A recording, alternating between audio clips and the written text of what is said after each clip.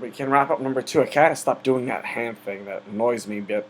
Real quickly, I did the last one on the Warriors for part one, and now teams that I think can knock off the Warriors, part number two. And I'm going to focus on the only two teams that I consider to be elite, and that's the Spurs and the Warriors. Now, not the Spurs and the Warriors, the Spurs and the Thunder. Um, Now, first things first, let me look at the team that I think is the biggest threat to them, the Spurs, and I find them very interesting because I do not take any matchups that they have with the Warriors at all to be meaningful. And it has to do everything to do with the Spurs' track record, Greg Popovich's track record. So the Warriors could win every game, and they could win every game at 25 points. And my response would be like, okay, I'm mildly alarmed, but playoff series, Popovich is smart, and blah blah blah, so on and so forth. And the thing that I keep finding interesting is he keeps praising the Warriors, and it's like this is the team that I've thought about the most, and they're amazing, and all of this, and it almost feels like he's channeling his inner Ernst Stavro Blofeld, stroking his cat, like, yes, Mr. Curry, you are the MVP of everything. I wish you are my child. Only to be like, no, you die. But the reality of it is, that's what it feels like to me. Like, it's almost kind of like he's channeling his inner, like, fake platitudes, puff them up only so you can destroy them and then get credit for doing so. And, I mean, they're a terrific defensive team. They're probably going to force the Warriors to play at a slower pace. They're probably going to win games, and it's probably going to be 6 or 7 games before that series would be decided.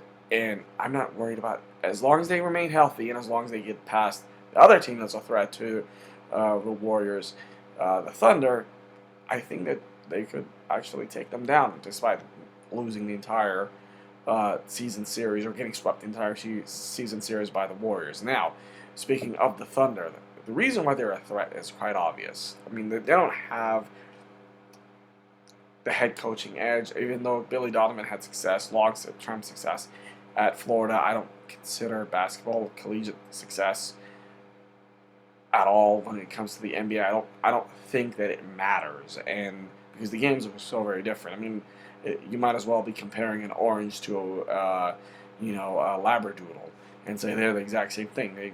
They're both on planet Earth, but they're not exactly the same thing. Games are completely decided in a different manner. But the thing that the Thunder do have is they have 2 superstars. The Warriors 1, and superstars, they win series. And when you add in the fact that you may be able to have Ibaka, you may be able to have some, one of those role players get really hot, whether it be Waiters, whether it be, maybe a Cantor getting hot at the right time, you might have, Westbrook and Durant combined to score like 80 points and then really need another 30.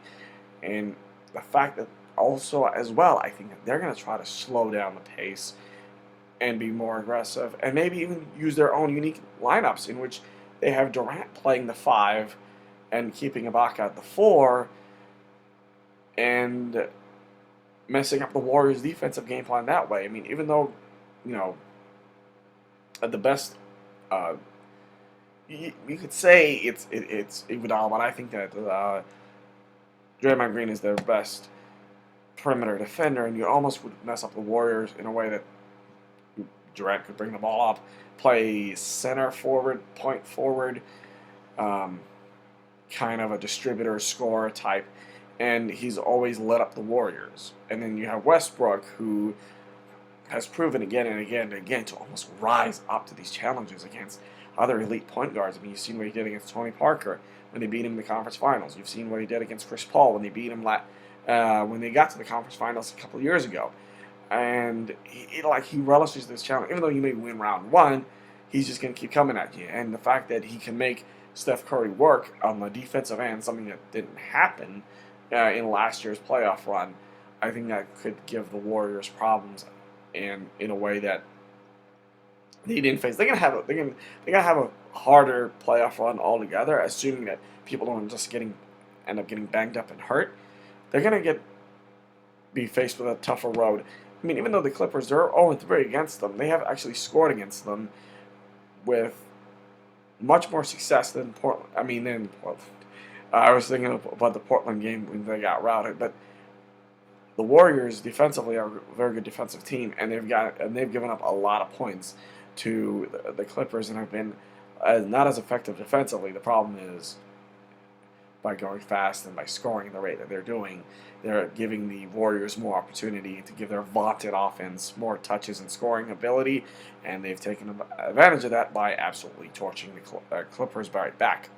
I think that could go 6, and I think the fact that maybe teams will push them a little bit more, that could be effective against them. Also, first round matchup against Portland, that could be very interesting because I know Damian Lillard is going to come after him and he's going to try to.